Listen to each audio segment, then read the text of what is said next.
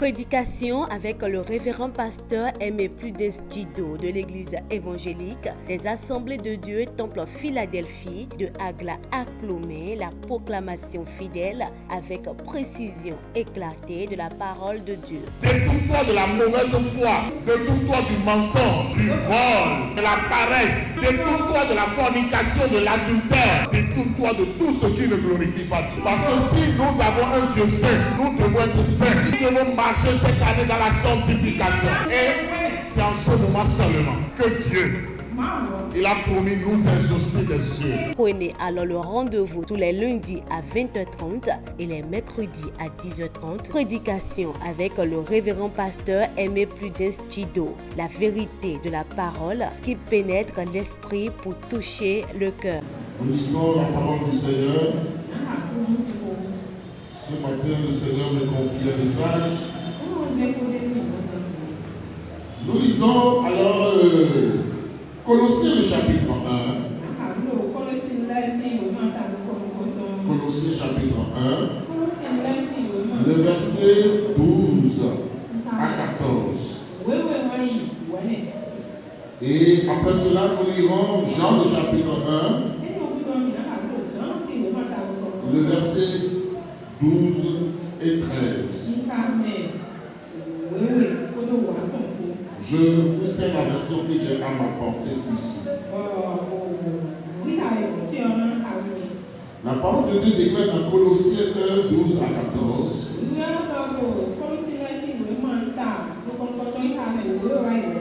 Rendez grâce au Père qui vous a rendu capable d'avoir part à l'héritage des saints.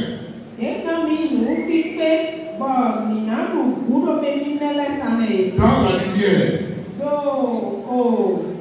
Il nous a délivrés de la puissance des ténèbres. Et nous a transportés dans le royaume du Fils de son amour.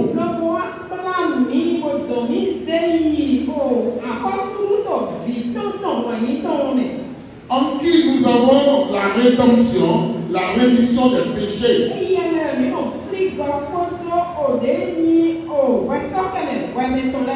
Jean 1, 12 et 13.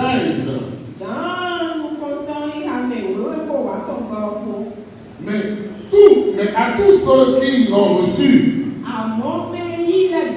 à ceux qui croient en son nom, elle a donné le pouvoir de devenir enfants de Dieu,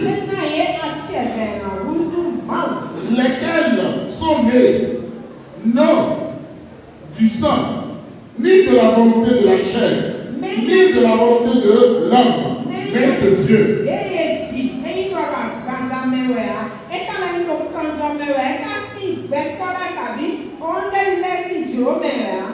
Mais de Dieu.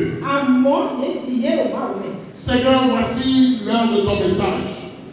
Prépare nos cœurs, Seigneur, Dieu, à recevoir ce message. Nous ne voulons pas que nous devenions auditeurs, mais Seigneur, ceux-là qui écoutent ta parole, qui la comprennent et qui la mettent en pratique. Bénis ton peuple, Seigneur. C'est au nom de Jésus que j'ai prié.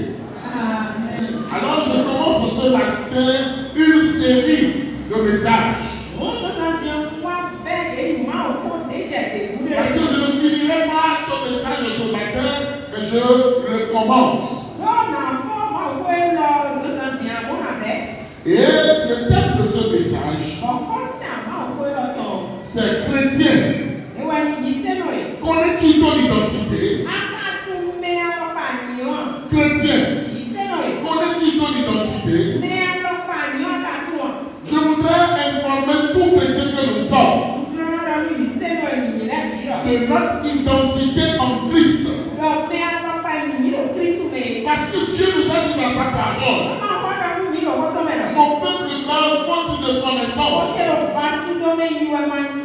Le premier problème que nous avons selon Dieu, notre Créateur,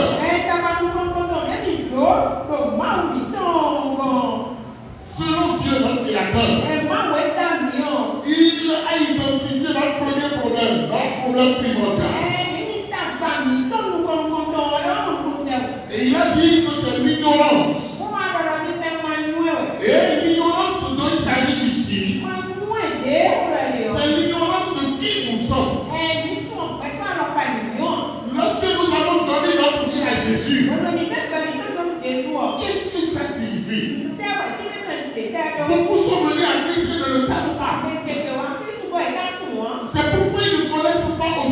identité.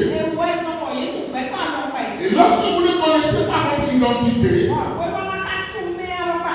vous allez commettre des erreurs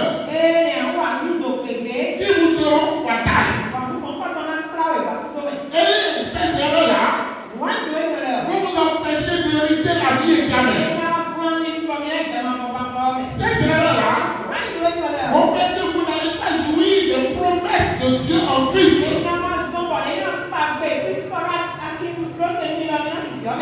Le premier texte que nous avons lu nous a dit rendez grâce au Père qui vous a rendu capable d'avoir part à l'héritage des saints dans la lumière. La parole de Dieu est en train de dire soyez reconnaissants à Dieu. Chantez des adorations au Dieu Tout-Puissant. Chantez des louanges, des clameurs, chantez des cantiques. Remerciez le Seigneur. Pas pour l'argent qu'il vous donne, pas pour la guérison qu'il vous donne, pas pour les terrains qu'il vous donne, pas pour les diplômes que vous avez, mais il vous a rendu capable d'avoir part à l'héritage des saints. Parce que Christ nous a justifiés, nous sommes devenus des saints devant Dieu. Alors il y a des héritages qui sont liés à cette position. Mais est-ce que nous savons que Dieu a fait cette opération-là pour nous? Est-ce que nous savons que Dieu a changé notre identité? Pour être maintenant heureux, pour être maintenant reconnaissant, pour chanter des cantiques. Alors, l'apôtre Paul en Colossiens est en train maintenant de développer pour que nous puissions mieux comprendre. Il a dit qu'il nous a délivrés de la puissance des ténèbres.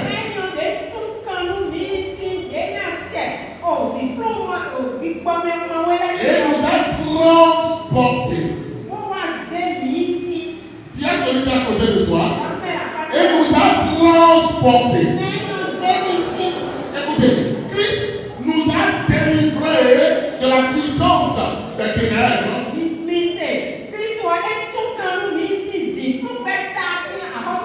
Et nous a transportés. C'est bon, hein? Nous a transportés. Lorsqu'on parle de transport, aujourd'hui on parle de moyens de transport. Ça peut être une moto, ça peut être un véhicule, ça peut être un avion. Et on enlève d'un lieu pour amener à un autre lieu. La parole de Dieu est en train de nous dire ce matin que Christ a fait quelque chose de puissant dans nos vies. Il nous a délivrés de la puissance des ténèbres. Et il a fait quoi? Il ne nous a pas délivrés pour nous laisser là. Il ne nous a pas délivrés pour nous laisser encore en malédiction qui sont liées à notre ancienne nature. Mais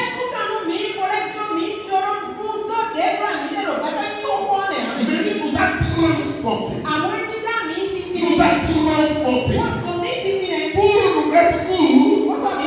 Pour nous amener dans le royaume de son Fils. Dieu, à travers Christ, nous a complètement délivrés de toute puissance des ténèbres. Et il nous a transportés dans le royaume de son Fils. Et notre première partie dit que dans ce royaume-là, il y a la lumière. Ça veut dire quoi? Dieu nous a enlevé des ténèbres, de l'obscurité, des dangers, de Satan, pour nous amener dans la lumière de son Fils.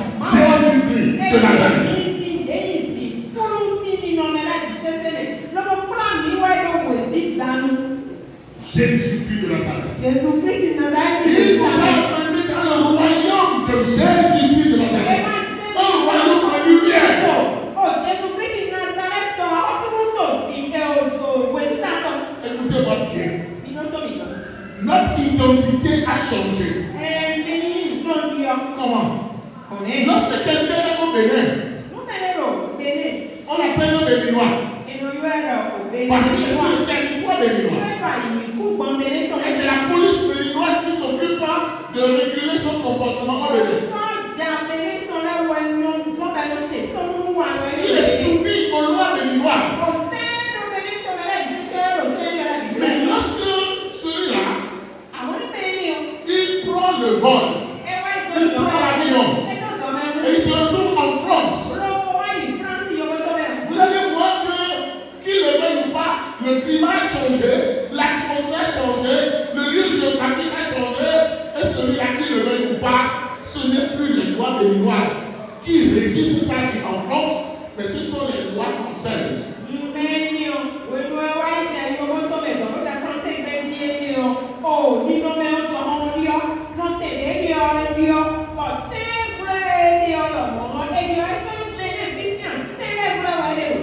Maintenant, écoutez-moi bien ce matin.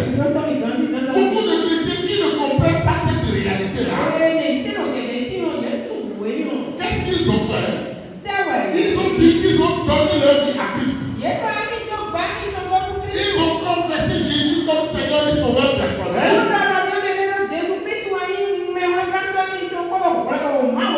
Mais ils n'ont pas su que quelque chose de spirituel, de puissamment spirituel, s'est produit dans leur vie.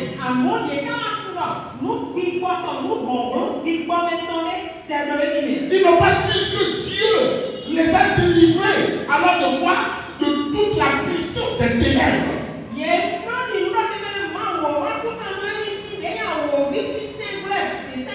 Pour les saisir, pour les transporter dans le royaume de lumière de son Fils Jésus-Christ.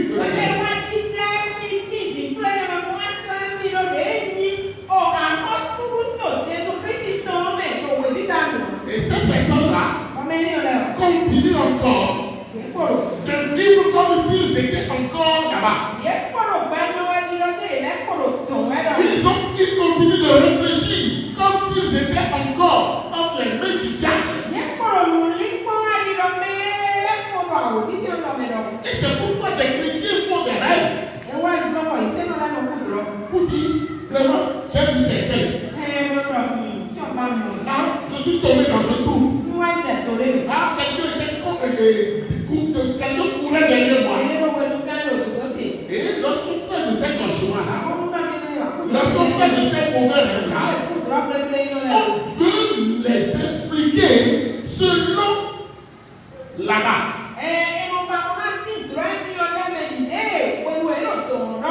On ne peut pas les expliquer selon notre nouvelle identité, selon notre nouveau lieu.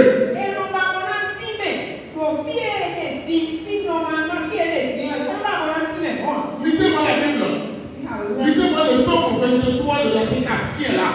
Que la personne lise ça de façon intelligible, de façon vraiment haute. Et là, le Psaume 23, le verset 4, oui. Oui.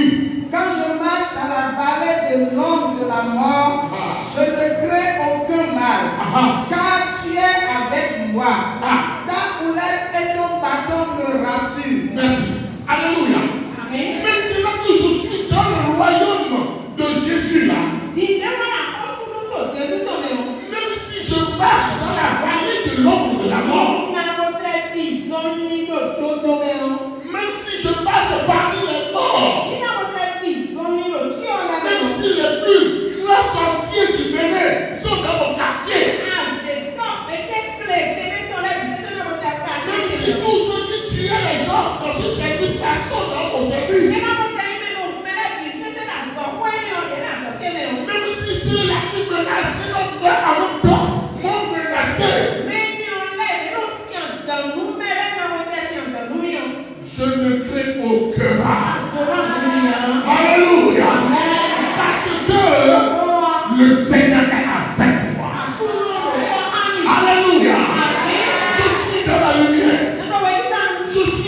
Seigneur? De qui aurais-je peur? De quoi aurais-je peur? Mais lorsque tu commences pas à avoir peur, ces gens-là, tu ne sais pas encore qui tu es. Tu ne connais pas ton identité. Tu ne connais pas ton identité. Et c'est ça ce que le diable fait. Le diable a pris de puissance sur nous. Mais Dieu sait que tu es ignorant de qui tu es. Il va te distraire. Il va te donner des idées bizarres. Il va te trouver du travail. Et tu seras là, en train de tourner en rond, en train de te plaindre, en train de dire n'importe quoi. Tu dis vraiment, ça ne marche pas. La foi là-dedans, est-ce que c'est une bonne chose? Je suis chrétien, mais rien ne va dans ma vie. Tu ne connais pas qui tu es. Si tu connaissais qui tu es, la Bible dit, tu vas rendre grâce. Toi là, tu ne feras que rendre. Pourquoi? Parce que toutes choses concourent au bien de ceux qui aiment Dieu et de ceux qui sont appelés selon son dessein. Cela va transporter de là-bas pour ici. N'ont plus peur de Dieu. Ils manifestent la foi. Ils développent leur foi. Ils vivent en vainqueur. Parce qu'ils savent qu'ils ne sont plus sous l'autorité du plus des ténèbres. Satan ne peut plus rien contre moi. Je suis devenu le maïs qui est dans une bouteille très dure. Qu'est-ce que la poule fera contre moi? Qu'est-ce que toi tu feras contre moi? Qu'est-ce que le diable peut contre moi? Qu'est-ce que la sorcellerie peut contre moi? Enfant de Dieu, je vous dis que c'est parce que beaucoup sont bloqués là. Ils sont distraits par le diable là. Que nous ne manifestons pas Christ. Nous ne manifestons pas Christ. Nous ne prions même pas pour notre bénédiction. Nous sommes tout le temps dans les combats spirituels. Lorsque nous pouvons une mouche au nom de Jésus. Lorsque nous pouvons une moustique au nom de Jésus. Lorsque nous entendons un cri dans la nuit, ça c'est hibou. Ça c'est la sorcellerie. Tout le temps tu es dans ça. Quand est-ce que tu vas manifester Christ? Tu te crois toujours dans les ténèbres. Tu te crois toujours dans le monde. Et tu as toujours peur. Et tu fais des prières de peur. Et des prières de foi. Tu ne peux même pas prier pour ta bénédiction. Parce que tu ne peux même pas manifester Christ. Écoutez-moi bien ce matin. Si nous quittons vraiment là-bas, si nous comprenons que nous avons quitté là-bas, il y a des choses que nous ne ferons pas. Nous ne mangerons plus de certains fruits. Écoutez-moi bien. Joseph, qu'il soit dans la maison de son père, qu'il soit en Égypte, dans un pays païen, Joseph connaît son identité. C'est pourquoi la femme de Potiphar a dit, monsieur, je veux de toi. Et si c'était ceux-là qui ne comprennent pas, il me dit, youpi, quelle opportunité, quelle grâce. Que la femme de mon chef ait reconnu un beau gars en moi. Je me saisis ça. Non. Joseph a dit, je ne ferai pas un si grand mal contre mon Dieu. Je ne suis pas là-bas. Moi, je suis ici. Je ne fais pas ça. Je ne mange pas de ça. Je ne pratique pas ces choses. Parce que je suis un fils du ciel. Je suis l'ami de Dieu. Je suis dans un royaume de lumière. Je ne pratique pas les œuvres de l'obscurité. Pour que l'obscurité n'ait pas d'impact sur moi. Parce que je suis à des milliers de kilomètres de là-bas. Toi qui m'écoutes ce matin, est-ce que tu sais que Dieu t'a déjà transporté de là? Est-ce que tu sais que tu as été déjà délivré de toute la puissance des ténèbres?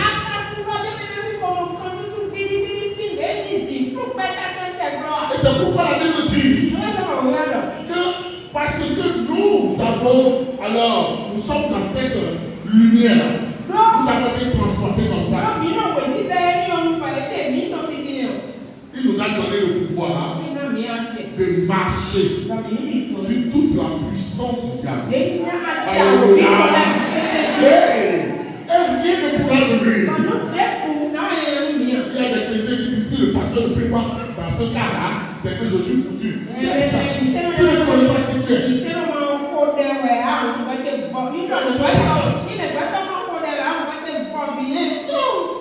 Toi-même, tu as l'autorité. Alléluia. Parle. Déclare.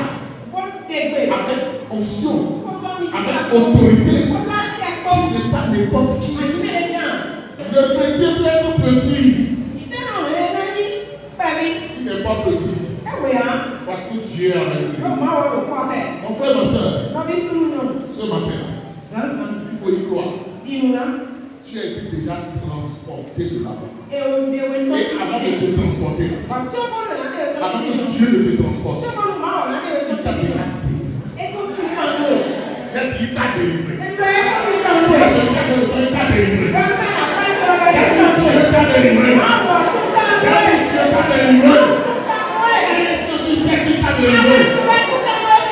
Qu'est-ce que tu cherches à manger? Un poil, un petit jeune. Qu'est-ce que tu cherches à manger un missionnaire? Qu'est-ce que ta espoir fait encore à ta tâche? Pourquoi tu obtiens quelque chose encore dans ta maison? C'est dangereux pour toi. Si jamais toi-même, tu dois éviter encore le diable dans ta vie. Tu es foutu. Dieu ne peut plus rien pour toi. Ça veut dire quoi? Dieu lui t'a transporté dans le royaume de son fils. Mais toi, tu as tout fait pour le bâtir.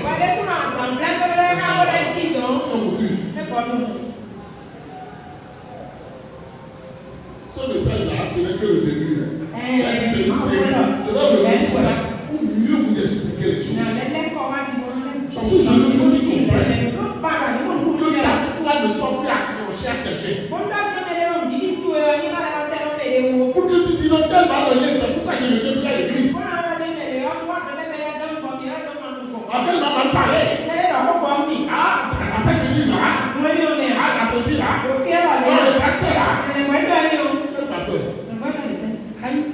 Le jour du jugement, on va te dire appelle le pasteur. Je vais te dire, je ne te connais pas. La Bible dit ça. Oui. Sauve ta foi. Le Seigneur a tout fait déjà pour toi et moi. Et maintenant, tu trouves des prétextes pour ne pas marcher dans la voie du Seigneur. Pour ne pas manifester Christ. Pour ne pas vivre la vie chrétienne. Tu ne peux pas prendre le nom de chrétien et continuer de vivre comme un païen. Non. Ça veut dire que tu ne sais pas qui tu es. Tu ne connais pas ton identité. Parce que celui qui connaît son identité ne fait pas ça. Ne vit pas comme ça. Ne fait pas ce qu'il veut. Parce que dans le royaume de Jésus-Christ, ce n'est pas la démocratie, mais c'est la théocratie.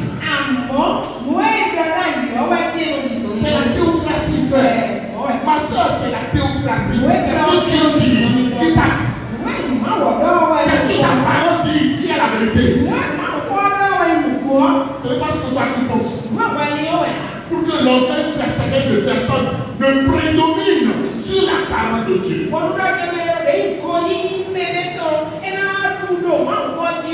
moi là, moi, tu es qui? Maman dit quoi? Tu es qui? Tu es personne. C'est Dieu ou rien. C'est tout. C'est tout. Ton diplôme ne vaut rien. Ta position sociale ne vaut rien. Ton argent ne vaut rien. Ton titre ne vaut rien. Le nom de ta famille ne vaut rien. C'est Jésus seul qui est venu. C'est pourquoi personne ne pourra prendre 1000 francs même pour aller dépenser au séjour des morts. Tu es venu nu, tu partiras nu.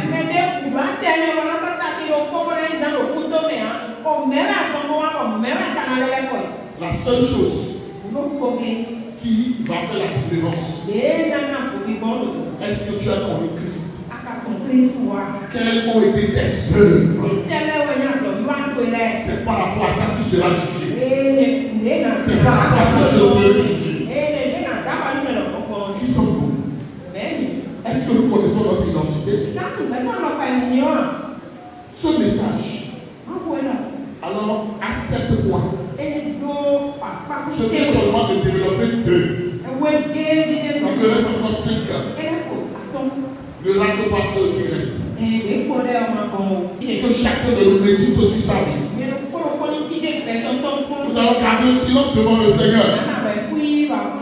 Réfléchis à ta vie. Ne regarde la personne à côté de toi. Il est temps maintenant de réfléchir à sa foi personnelle. Parce que c'est personnellement que nous irons rendre compte. Chacun sera jugé selon ses œuvres. Chacun. Qui es-tu? Chrétien ou païen? Est-ce que tu connais ton identité? Est-ce que tu connais la délivrance que le Seigneur t'a accordée? Est-ce que tu sais que le Seigneur t'a amené dans le royaume de son Fils? Et la Bible précise que c'est un royaume d'amour. Ça veut dire que dans une église où il n'y a pas d'amour, Jésus n'est pas là. Si tu es un chrétien qui n'a pas d'amour, tu n'es pas chrétien. Tu n'es pas encore dans le royaume de son Fils. Tu es encore dehors, tu n'es pas encore entré. Réfléchis à ta vie.